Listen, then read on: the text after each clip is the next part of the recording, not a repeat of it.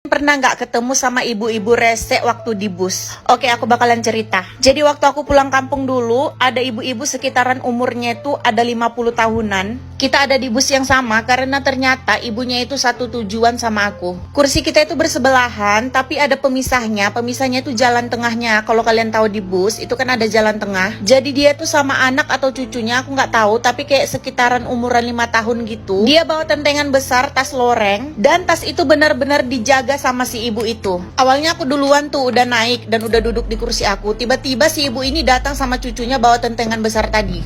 Dan dengan entengnya si ibu itu naruh tentengan tasnya tadi di bawah kakiku, sampai kakiku itu digeser sama si ibu. Jadinya kaki aku itu ngegantung setengah di kursi di depan aku. Karena saat si ibunya itu bilang geser kakinya dong, aku kira itu sebentar doang. Ternyata sampai busnya jalan, itu tas nggak dipindahin sama si ibu. Tapi di situ aku masih penakut banget. Aku juga baru-baru aja merantau. Jadinya aku nggak berani ngomong ke si ibunya. Jadinya sepanjang perjalanan kaki aku tetap aja ngegantung di atas barang si ibu itu dan bersandar di kursi depan aku. Karena perjalanannya jauh, otomatis aku itu bakalan ngantuk dan aku ketiduran. Sampai kadang kaki aku itu sering jatuh ke bawah dan kena sama tas si ibu tadi. Dan pas si ibu ngelihat kaki aku jatuh ke tasnya, dia langsung berteriak sampai satu bus itu kebangun. Segala bahasa binatang dia keluarin buat aku karena dia bilang itu tas berharga, jadi nggak boleh disentuh sama kakiku. Setelah itu asisten supirnya datang karena dengar si ibunya marah dan bertanya ada apa.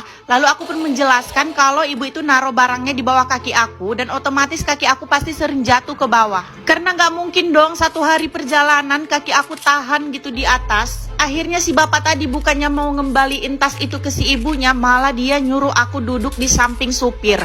Dan dia suruh aku duduk di kursi tempel. Karena perjalanan masih jauh, aku nggak mau dong. Karena otomatis aku bakalan ketiduran. Dan pasti bakalan capek banget kalau duduk di samping supirnya. Jadi aku tetap duduk di kursi aku sambil kaki aku ngegantung. Terus pas busnya lagi singgah di rumah makan, di situ aku pengen banget ke toilet. Dan pas aku mau pergi ternyata si ibu tadi juga mau pergi ke toilet. Dia masih bisa ngajak aku bicara setelah dia maki-maki aku tadinya. Terus dia bilang dia mau ke toilet dan dia titip tas itu jangan ditinggalin. Soalnya dia perginya cuma sebentar. Akhirnya aku nggak jadi berangkat ke toilet dan aku nunggu si ibu itu sampai dia balik. Dan di situ aku udah kebelet buang air, tapi aku nggak berani ninggalin tas si ibu itu karena dia udah nitipin ke aku. Tapi saat busnya itu mau berangkat, si ibu itu baru naik ke bus dan akhirnya aku nggak jadi berangkat ke kamar mandi. Dan aku pikir si ibu ini udah mulai membaik lah, udah mulai sadar sama kesalahannya. Terus pas dia naik ke bus, dia langsung maki-maki dan teriak karena kaki aku turunin tapi nggak nyentuh tasnya sama sekali. Sampai kaki aku itu kejengkang biar tasnya itu nggak kesentuh sama kaki aku.